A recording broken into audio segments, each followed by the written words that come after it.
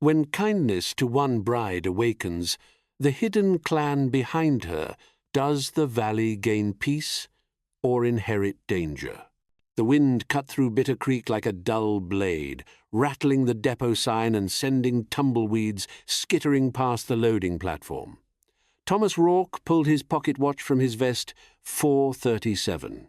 The westbound stage ran 2 hours behind schedule again, which meant the bride would arrive after sundown in a dress thin as paper. He'd seen her daguerreotype tucked inside Henry Carver's billfold 3 weeks back. A slip of a woman with dark eyes and high cheekbones standing beside a painted backdrop of mountains she'd never seen. Mail-order bride from back east, Henry had said, showing off the photograph like a winning poker hand. She'll civilize this place proper. The afternoon light slanted gold across the valley floor, catching dust motes that danced above the depot bench. Thomas adjusted his wool coat thick as a saddle blanket and twice as warm and settled in to wait. A man kept his word, especially when that word involved meeting another man's bride and escorting her safe to town. The stage appeared first as a dust cloud on the horizon, then as a black dot growing larger against the amber sky. Thomas stood and brushed alkali dust from his hat. The Concord coach lurched to a stop with a squeal of brake leather, and driver Ezra Moon climbed down from his perch, spitting tobacco juice into the dirt. "Got your lady passenger," Ezra said, nodding toward the coach door. "Quiet as church mice the whole ride." The door swung open, and she stepped down smaller than her photograph suggested, wearing a blue wool dress that had seen better days and clutching a carpet bag like a lifeline. Her breath misted in the cooling air, and Thomas could see her shoulders trembling beneath the thin fabric. "Miss Elena Vasquez?" Thomas touched his hat brim. "I'm Thomas Rourke. Henry Carver sent me to meet you." She nodded, dark eyes taking his measure. "Senor Carver, he is well?" "Right as rain. Just couldn't get away from the store today." Thomas glanced at the sky, where purple clouds gathered above the mountain peaks. "Storm coming in. We best get you into town before it hits." A gust of wind caught her skirts and set her shivering harder. The temperature had dropped 10 degrees since the stage arrived, and night would bring frost certain as Sunday. Thomas looked at her thin dress, then at his own thick coat. "Here." He shrugged out of the wool coat and held it toward her. "You'll catch your death in that dress." Elena stepped back, shaking her head. "No, senor, I cannot." "Sure you can. Henry would tan my hide if I let his bride freeze on the ride to town." Thomas draped the coat over her shoulders before she could protest further.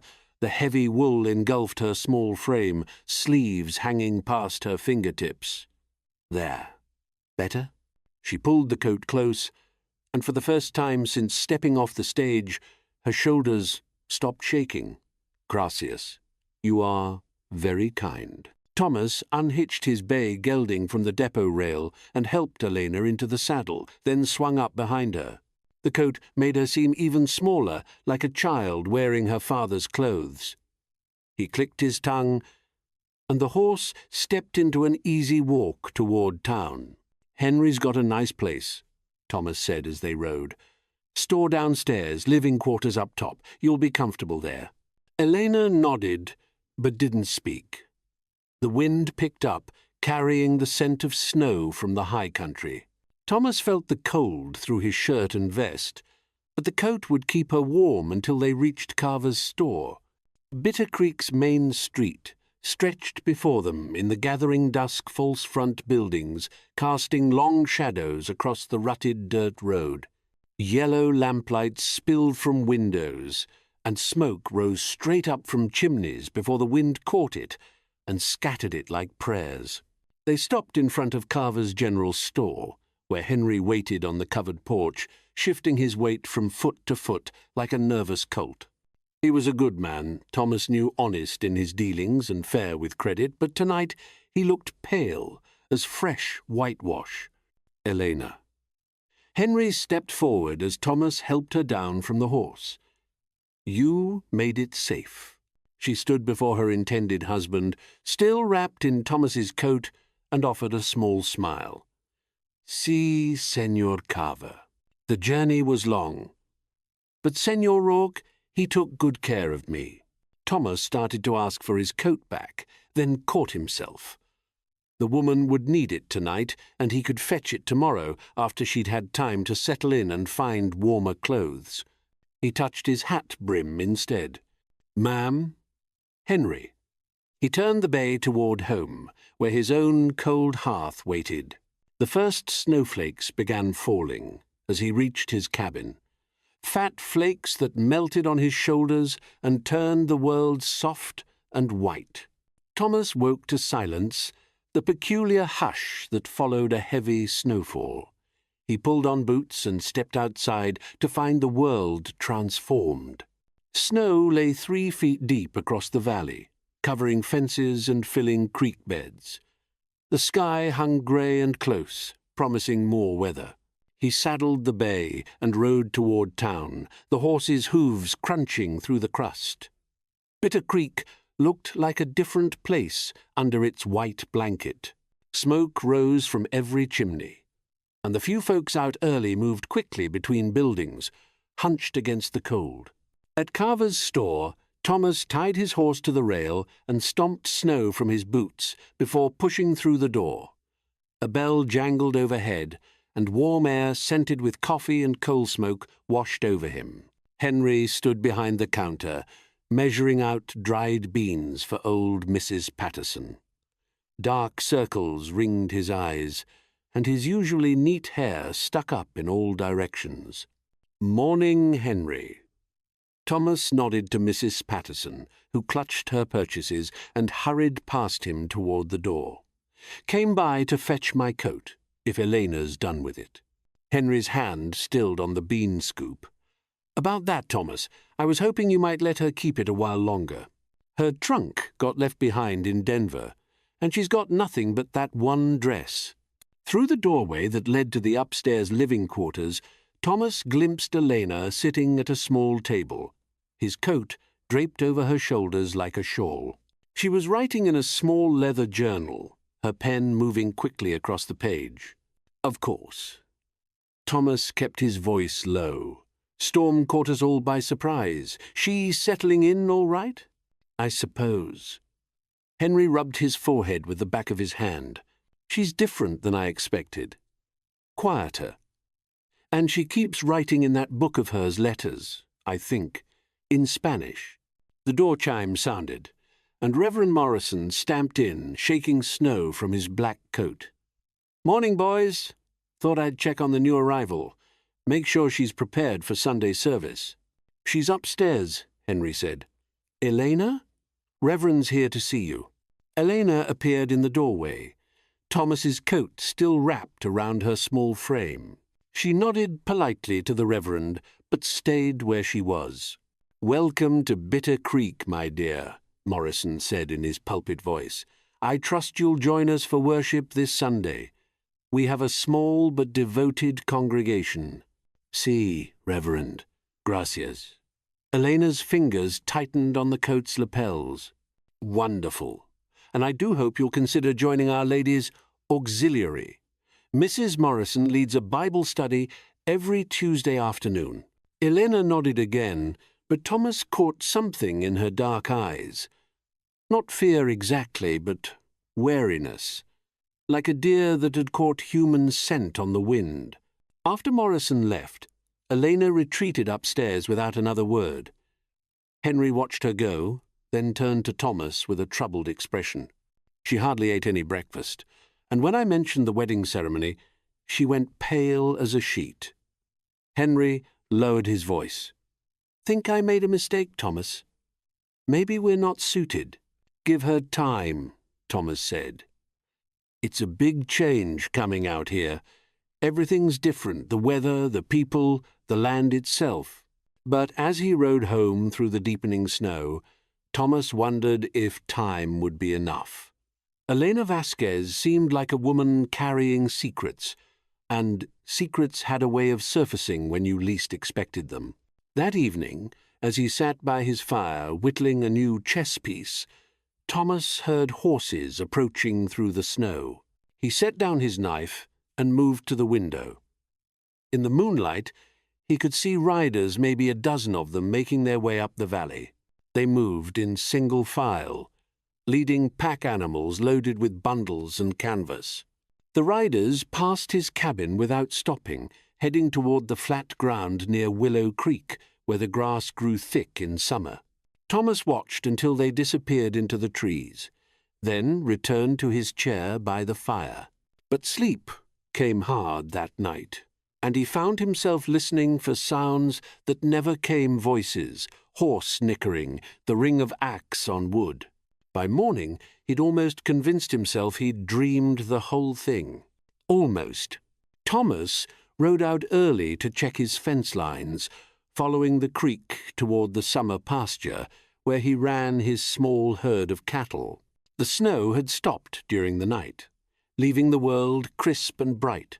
Under a pale Sunday, he smelled smoke before he saw it, not the sharp scent of pine burning, but something different. Mesquite, maybe, and cooking meat. He urged the bay forward, following his nose, and came to the crest of a low hill that overlooked Willow Creek bottom. Below him stretched a village. 24 hide tipis stood in a rough circle on the flat ground near the creek. Smoke rose from cook fires, and he could see people moving between the lodges, women in blankets and long skirts, children playing in the snow, men tending to horses. The pack animals he'd seen the night before grazed nearby, their loads now unpacked and distributed. Thomas sat his horse and stared. In 12 years of living in this valley, he'd never seen an Indian camp this close to town. The local Arapaho bands usually wintered further south, in the sheltered valleys near the Colorado line. A rider detached himself from the camp and rode up the hill toward Thomas, a man about his own age, with braided hair and a blanket coat. He stopped 10 feet away and raised his right hand in greeting. "You are Thomas Rourke," the man said in careful English, "the one who gave his coat to my daughter." Understanding hit Thomas like a physical blow. Elena. The letters she'd been writing. The wariness in her eyes when Reverend Morrison talked about church and ladies' auxiliaries. "Your daughter," Thomas repeated. The man nodded. "I am Joseph Blue Hawk. Elena is my youngest child.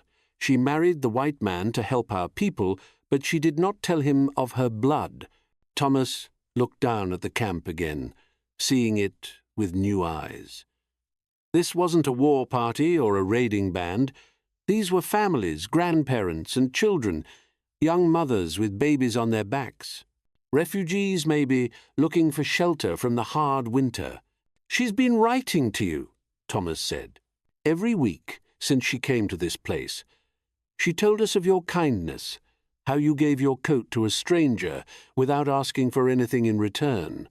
Blue Hawk's dark eyes studied Thomas's face. "She said you were a good man, one who might understand." "Understand what?" "That we are people, not devils. That we have children who grow cold and hungry, same as white children." Blue Hawk gestured toward the camp. "The soldiers drove us from our winter place. They said we could not stay on land that was promised to us in treaty.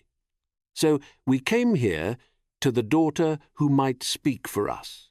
Thomas felt the weight of the moment settling on his shoulders like a heavy coat.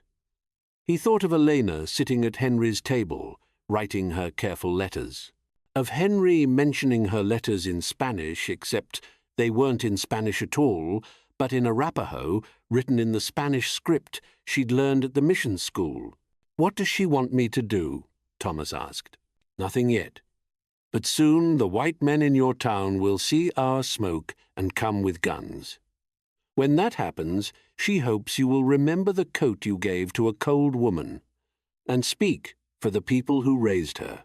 Blue Hawk turned his horse and rode back down the hill, leaving Thomas alone on the ridge with the morning sun climbing higher and the smoke from 24 cook fires writing stories in the winter air.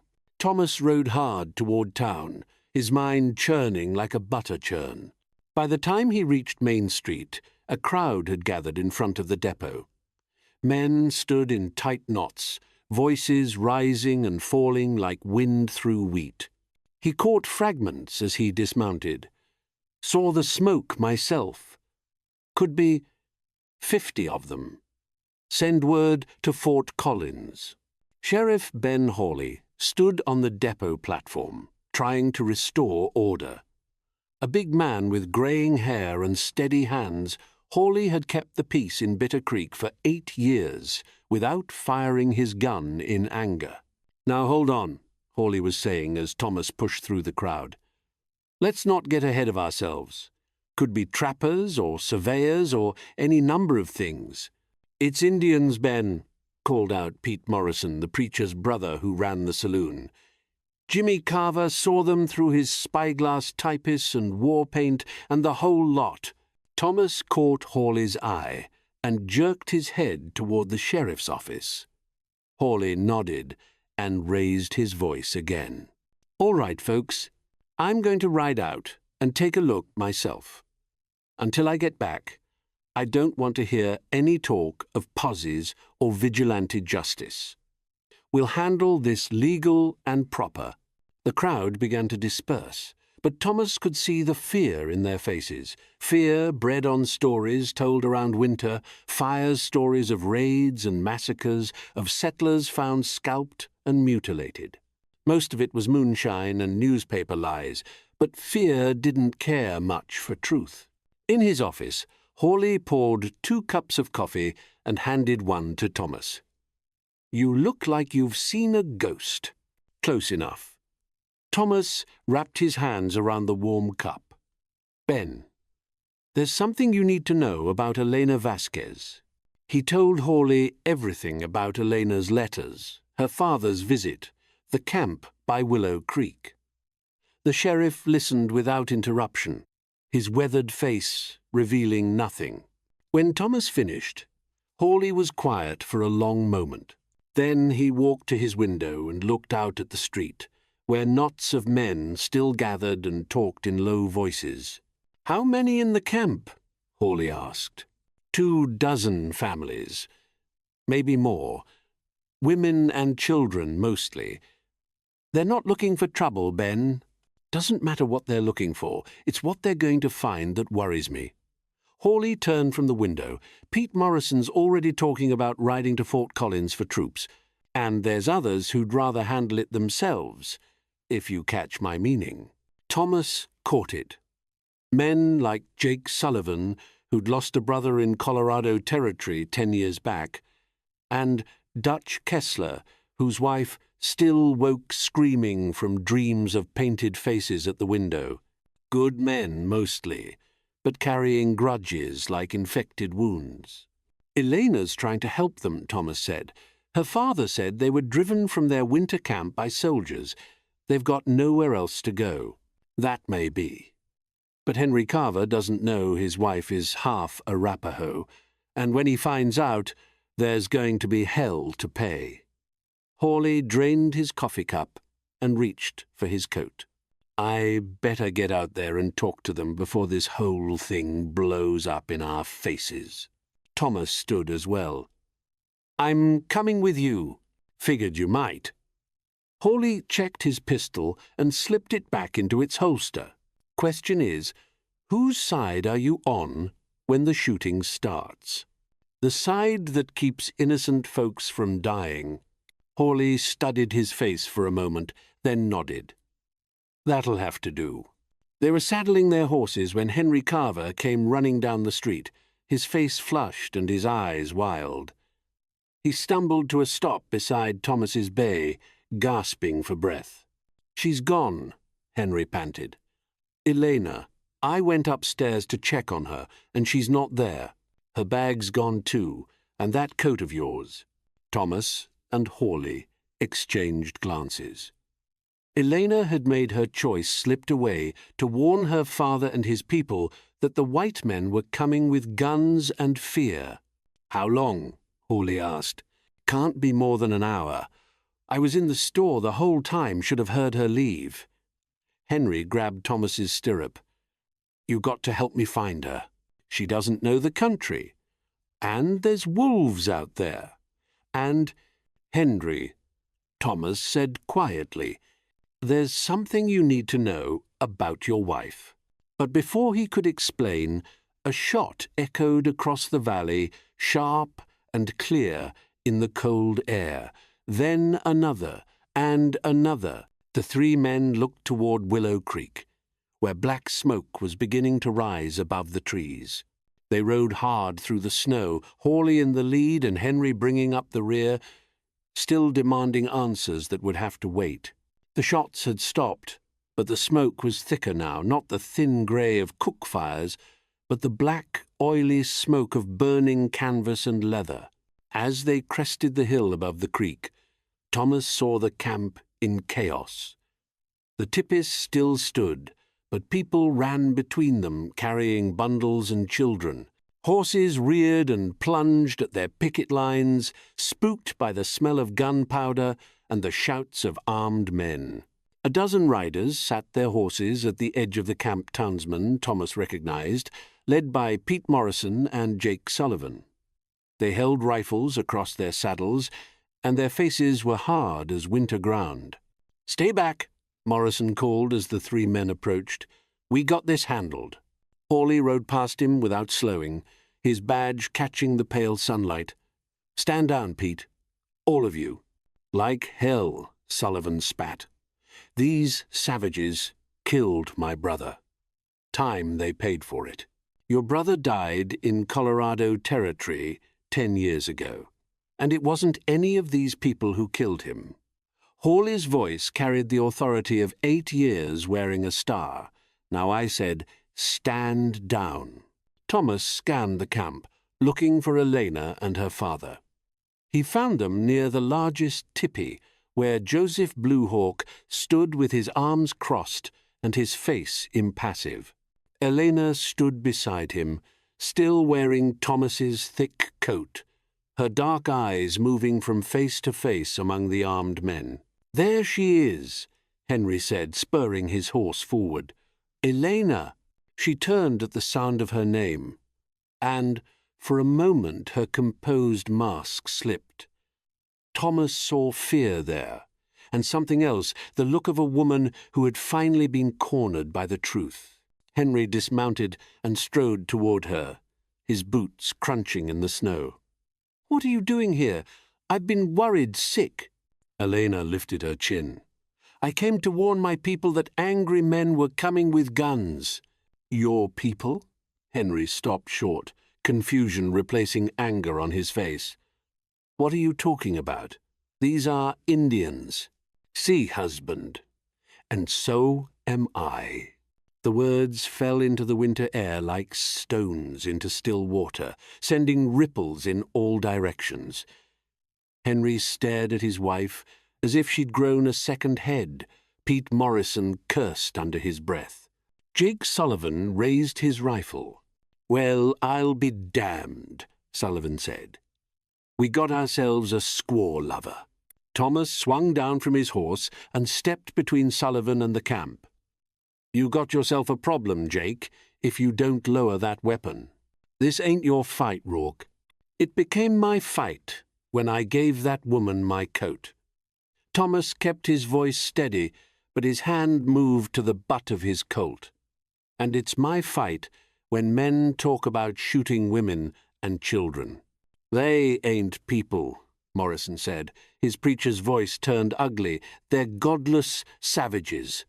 The Bible says to show kindness to strangers," interrupted a new voice. Reverend Morrison pushed his horse through the circle of armed men, his black coat stark against the white snow. "It says to welcome the sojourner and protect the widow and the fatherless." "Stay out of this, Isaiah," Pete Morrison warned his brother. You don't understand what's at stake here. I understand that you're about to commit murder in the sight of God and man." The Reverend's pale eyes swept the faces of the armed men. "These people have done nothing but seek shelter from the storm. Would you deny them what you would give to any white family?" Joseph Blue Hawk stepped forward, his weathered hands empty and visible. "We do not want war," he said in his careful English. "We want only to live through the winter. Come spring, we will go." "Go where?" Sullivan demanded. "The reservation? You'll just run off again first chance you get." "The reservation is a place of death," Blue Hawk replied simply. "We will go to our cousins in the north or west to the mountains, but we will go." Sheriff Hawley urged his horse between the two groups. "That's good enough for me. Pete, Jake, the rest of you mount up and ride back to town. We'll work this out legal and proper." "Legal?" Sullivan laughed harshly. "Since when is harboring Indians legal?" "Since they haven't broken any laws," Hawley replied. "This is open range, and they got as much right to camp here as anybody." "Not when one of them's married to a white man under false pretenses," Morrison said. "That's fraud, and you know it." All eyes turned to Henry Carver, who stood in the snow staring at his wife, as if seeing her for the first time. Elena met his gaze without flinching, but Thomas could see her hands trembling inside the sleeves of his coat. "Is it true?" Henry asked quietly. "Are you really—" "My mother was Arapaho," Elena said. "She died when I was 7, and the mission school took me in. They taught me to read and write, to dress like a white woman, to speak English without an accent. They said I could pass for Mexican if I was careful. So you lied to me. In your letters, in your photograph, all of it was lies." Elena's voice was steady, but tears had started to freeze on her cheeks. "I lied to save my people. The old ones, the children, they will die if they have no place to shelter.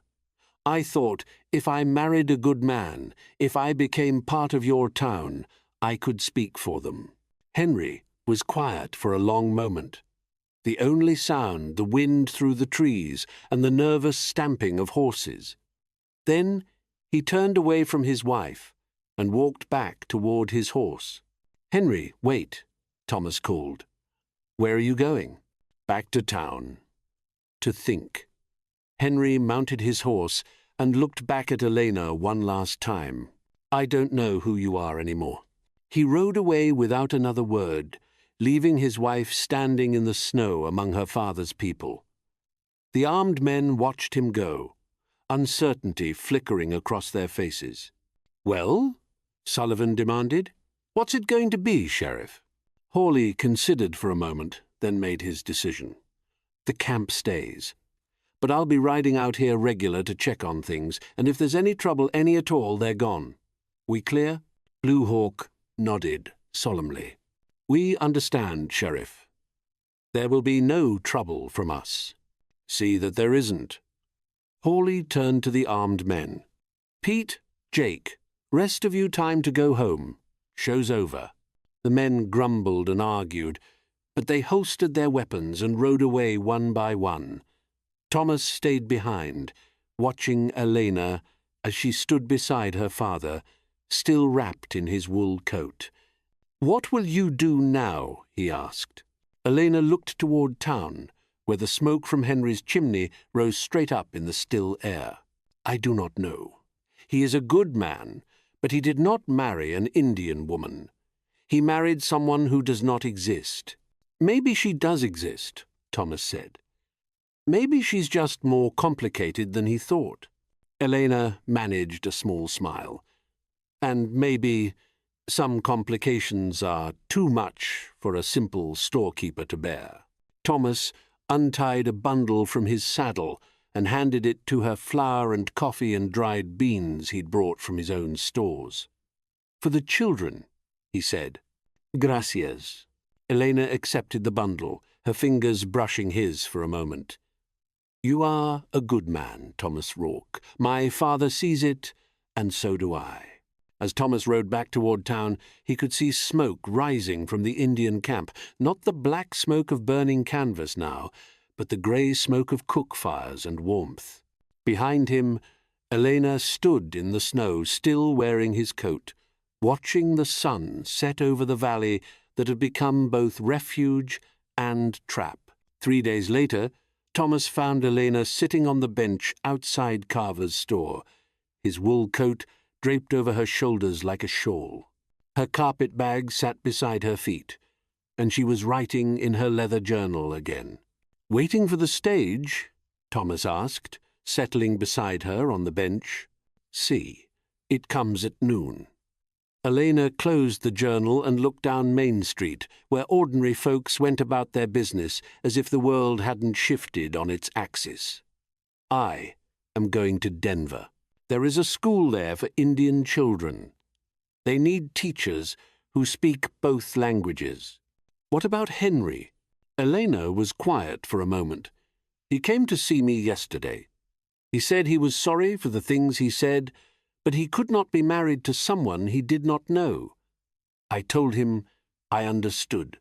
Thomas pulled his pocket watch, 11:45. The stage would arrive soon, and Elena Vasquez would disappear from Bitter Creek as suddenly as she had arrived. "Keep the coat," Thomas said. "You'll need it in Denver." Elena shook her head. "You have been too kind already. Besides, I have something for you." She reached into her carpet bag and pulled out a folded paper. "A letter from my father. He wanted me to give it to you."